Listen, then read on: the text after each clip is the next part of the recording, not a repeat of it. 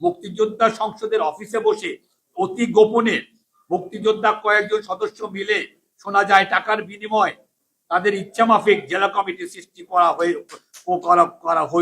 হচ্ছে, যার মধ্যে অধিকাংশ কমিটিগুলি আওয়ামী ফ্যাসিস্ট দলের সদস্য ও অমুক্তিযোদ্ধা নিয়ে তৈরি করা হচ্ছে।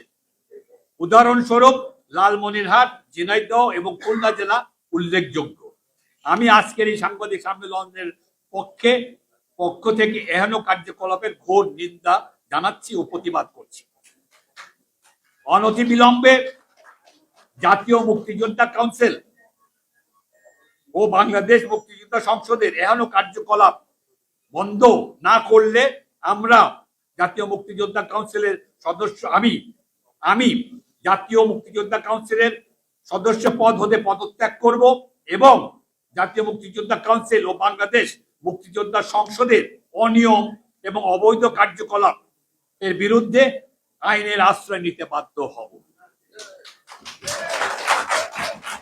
দেশের মুক্তিযোদ্ধাদের জন্য যারা রাজনীতি করুক আর না করুক মুক্তিযোদ্ধা, আমি মনে করি যে একজন মুক্তিযোদ্ধার যে কোনো মুক্তিযোদ্ধা সংগঠনে জয়েন করবার অধিকার রাখে। কিন্তু এই সংসদে তাদের গঠনতন্ত্রে একটা লাইন আছে যে এটা একটা অরাজনৈতিক সংগঠন। মুক্তিযুদ্ধ অরাজনৈতিক ছিল না। গত 15 বছর এই সংসদকে আওয়ামী লীগ তাদের ইচ্ছা মতন ব্যবহার করেছে এবং তার ফলে ওটার রেজাল্ট হয়েছে যে 55টা সংসদের মুক্তিযোদ্ধা সংসদের অফিস সারা দেশে পুড়িয়ে দেওয়া হয়েছে ওই 5ই বিপ্লবের মাধ্যমে। আমরা এটার কোনো রিপিটিশন চাই না। আমরা চাই না যে আমাদের দিকে মুক্তিযোদ্ধাদের দিকে যাদেরকে বলা হয় অতন্ত্র প্রহরী,